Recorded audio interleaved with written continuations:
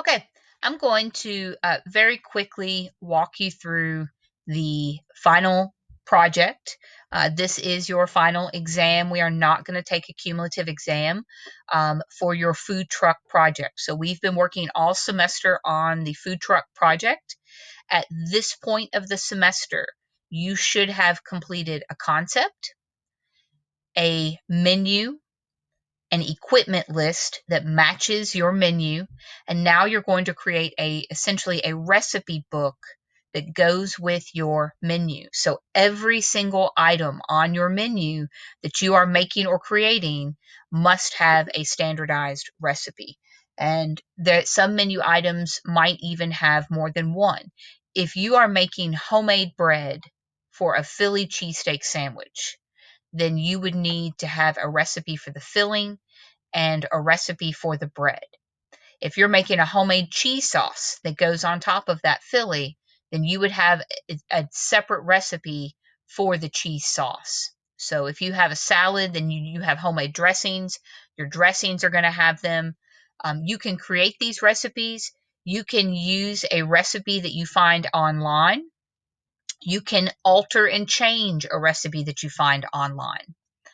So the owner name, if you have completely from start to finish created a recipe, then you are the owner.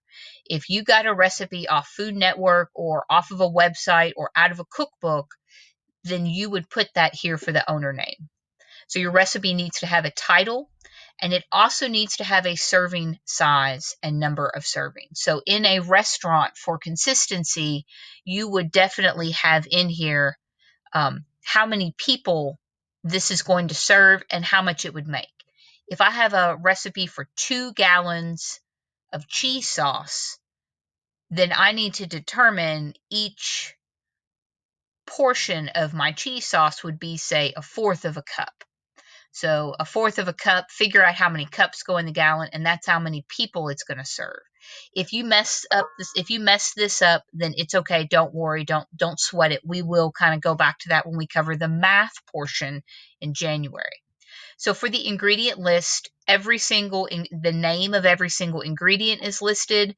The standard measurement is going to be what we utilize here in the United States, which would be cups or volume measurements. So tablespoons, teaspoons, cups. The metric conversion is going to be your weight. So we are not doing that now. If you look under the instructions, this column should be blank.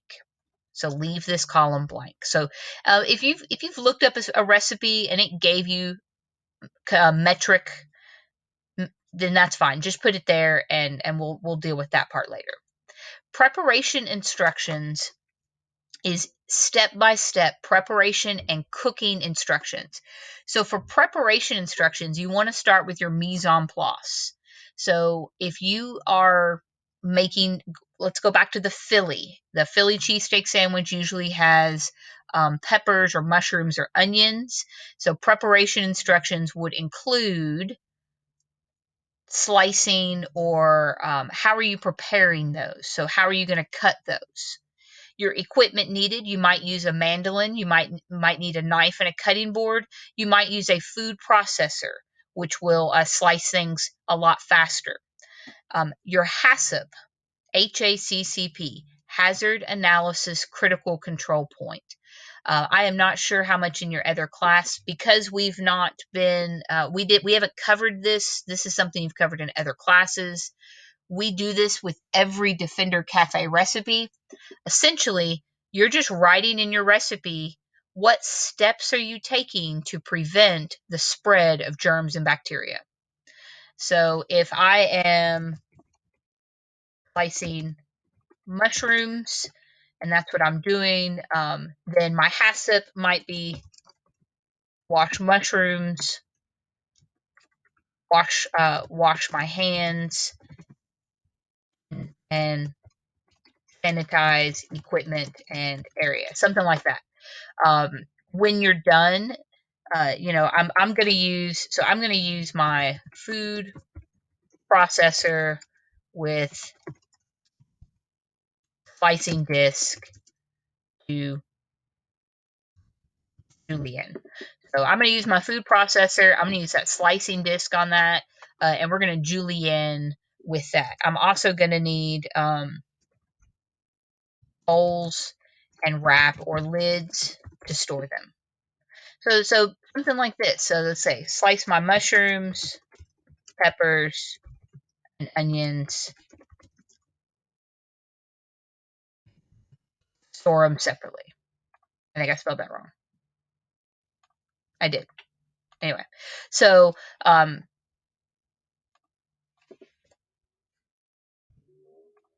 I really spelled it wrong. There we go. Okay. So something like that for every single recipe, every single step that you need. Holding and serving instructions. So this is where home cooking differs from a restaurant and specifically in your food truck. If I'm making cheese sauce, then up here, I'm telling you how I make the cheese sauce.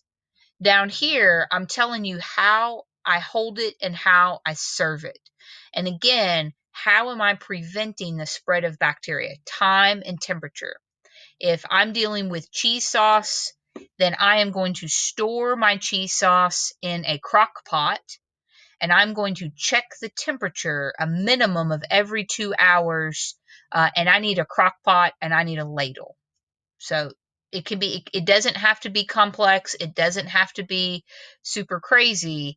It's just giving you the idea here when you're opening a business, when you're doing a full restaurant business, what you might need to consider when it comes to a recipe and some of the standardization and some of the special considerations for doing a commercial business and how different that is than cooking at home.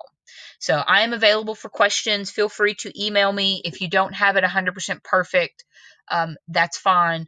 What I want from you, my expectation is that your food truck menu and every menu item and every item on that menu has a standardized recipe. Whether it needs to be thorough, but if it don't sweat whether it's 100% perfect or not. We will go back and work on this when we do the metric conversions in January. Thank you.